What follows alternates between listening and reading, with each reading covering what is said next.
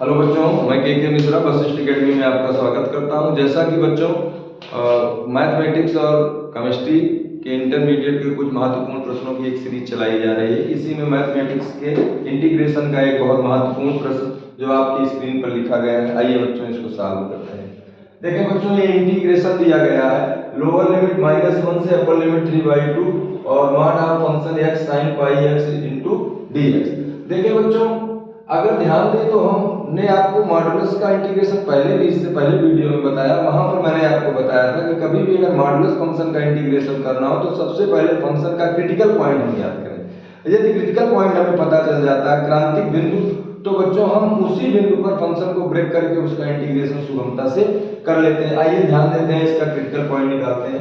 देखिए बच्चों, एक नंबर लाइन हमने बना ली है, ये इसकी लोअर लिमिट -1 है, इसकी अपर लिमिट 3/2। क्रिटिकल पॉइंट ज्ञात करने का सबसे अच्छा तरीका क्या होता है कि लोअर लिमिट और अपर लिमिट के बीच का कोई ऐसा वैल्यू जिसको फंक्शन में रख देने पर फंक्शन 0 हो जाए, वही उसका क्रिटिकल पॉइंट होता है। लेकिन 0 नहीं रखा जाएगा, 0 कभी क्रिटिकल पॉइंट में नहीं काउंट होता।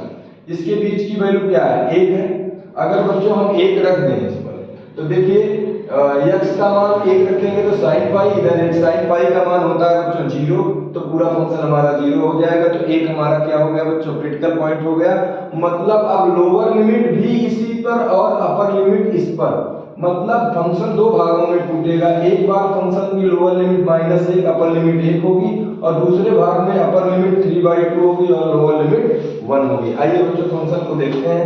इस फंक्शन को तोड़ें तो lower limit -1 upper limit 1 x sin pi x dx और प्लस लोअर लिमिट बच्चों 1 upper limit 3/2 x sin pi x dx पाई x dx। अब आपके दिमाग में बच्चों ये बात आ रही होगी कि मॉडुलस फंक्शन टूटा है तो एक वैल्यू प्लस होगी, एक वैल्यू माइनस होगी, लेकिन सर ने दोनों प्लस लिखा।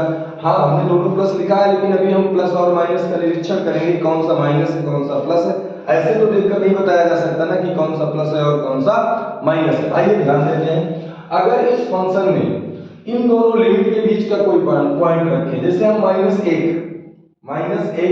अगर इस पर रखें तो वैल्यू इसकी क्या आएगी? माइनस माइनस प्लस, इसकी वैल्यू क्या दे जाएगी? प्लस दे जाएगी। लेकिन एक के ऊपर अगर कोई वैल्यू मैं इसमें रख रहा हूं तो ये वैल्यू क्या आ रही है? माइनस आ रही है। आइए देख लेते हैं, एक से बड़ी वैल्यू क्या है? एक से बड़ी जैसे 1.1 अगर रख देंगे तब भी ये तृतीय चतुर्थांश में चला जाएगा। साइन हमारा कहां चला जाएगा? साइन पाई है, एक रखेंगे तो तृतीय चतुर्थांश में रहेगा, तब ये वैल्यू प्लस देगा। लेकिन एक से बड़ी वैल्यू हुई तो ये तृतीय चतुर्थांश में चला जाएगा, ये वैल्यू माइनस देगा। लेकिन -1 से 1 के बीच में कोई भी मान आप रखिए, ये द्वितीय चतुर्थांश में ही रहेगा, अर्थात इसकी वैल्यू पॉजिटिव होगी। तो कहने का मतलब बच्चों ये वाला फंक्शन आपका क्या होगा? निगेटिव होगा। तो प्लस माइनस क्या हो जाएगा? -1 से 1 x sin pi x dx और प्लस माइनस -1 से 3/2 x sin pi x dx। आइए बच्चों, अब इसका जनरली हम इंटीग्रेशन करते हैं। फंक्शन दोनों एक ही हैं, दोनों फंक्शन एक ही हैं, केवल इनकी लिमिट अलग है। इसलिए बच्चों हम एक फंक्शन का इंटीग्रेट करके दोनों पर अलग अलग लिमिट रख सकते हैं। आइए ध्यान देंगे बच्चों, हमने मान लिया लेट किया, लेट इसको मान लो इक्वेशन नंबर फर्स्ट। इस तरह से क्वेश्चन को सॉल्व करने में क्वेश्चन जल्दी सॉल्व होगा। Let i equal to x sin pi x integration dx। अब इसका इंटीग्रेशन करके यहीं रख देंगे, लिमिट रख देंगे बच्चों, आंसर आ जाएगा। आइए इसका इंटीग्रेशन करते हैं। तो इसका इंटीग्रेशन बच्चों खंडसा से होगा, पार्शियल इंटीग्रेशन से। देखिए दो टर्म है तो इसका एक फार्मूला होता है बच्चों इनलेट से हमें पता चल जाता है किस फंक्शन को हमें फर्स्ट फंक्शन मानना है और किसको सेकंड मानना है। तो इनलेट से देखें तो ये अलजेब्रिक फंक्शन है, ये ट्रिग्नोमेट्री फंक्शन है। तो अलजेब्रिक फंक्शन आपका पहले आता है, इसलिए इसको फर्स्ट मानेंगे और ट्रिग्नोमेट्री फंक्शन को हम सेकंड मानेंगे। तो खंडसा का रूल क्या होता है?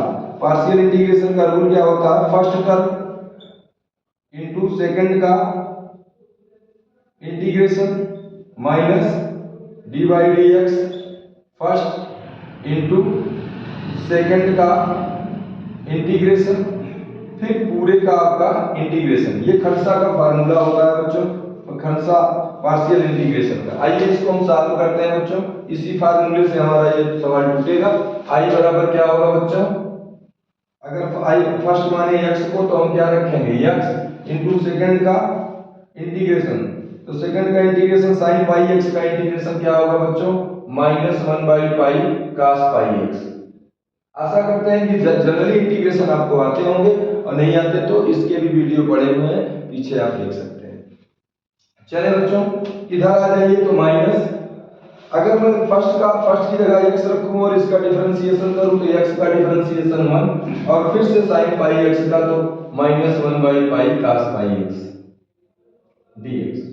बच्चों माइनस बाहर आ जाएगा, तो i बराबर -x cos pi x upon pi, minus minus plus, और cos का होगा तो माइनस माइनस प्लस और 1/पाई स्क्वायर, 1/पाई square sine pi x.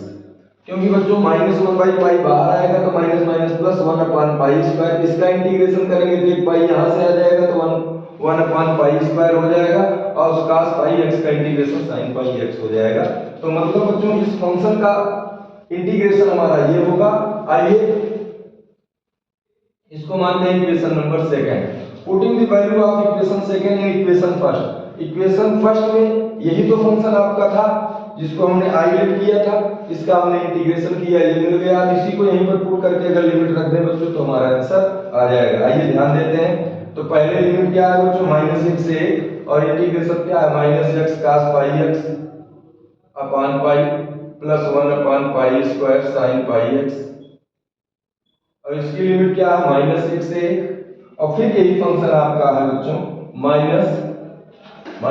x cos pi x upon pi plus 1/पाई स्क्वायर साइन पाई x, और इसकी लोअर लिमिट 1 है, अपर लिमिट 3/2। बच्चों इसकी हमें लिमिट पुट करना है। लिमिट आइए पुट करते हैं। 1 रखते हैं वैल्यू cos 180 अंश का मान -1 होगा तो ये +1/पाई आ जाएगा।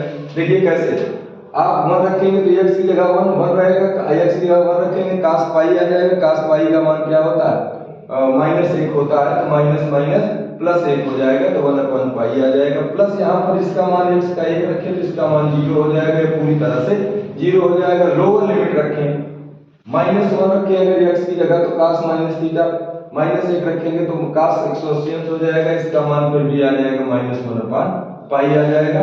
आइए बच्चों यही मान अगर -1 यहाँ रखें तो माइनस बाहर आएगा, cos पाई x का मान 0 हो जाएगा, ये पूरा फंक्शन आपका 0 हो जाएगा।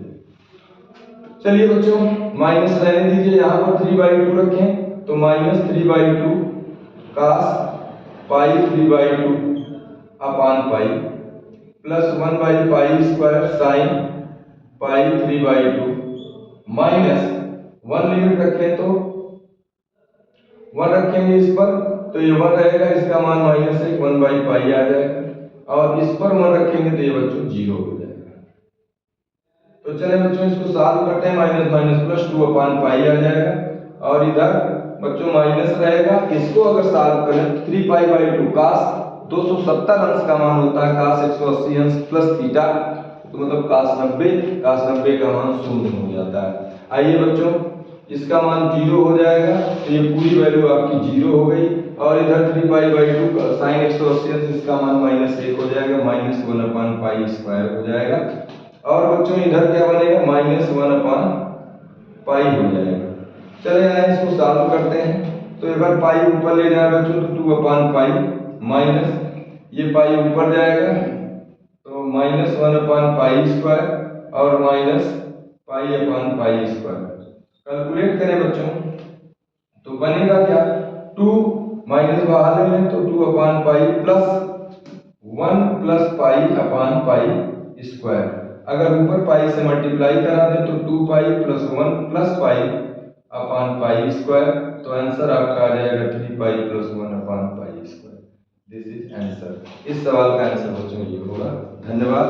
इस तरह के और क्वेश्चन नेक्स्ट वीडियो में आपको मिलते रहेंगे। ये मैथमेटिक्स का बड़ा इंपॉर्टेंट क्वेश्चन है।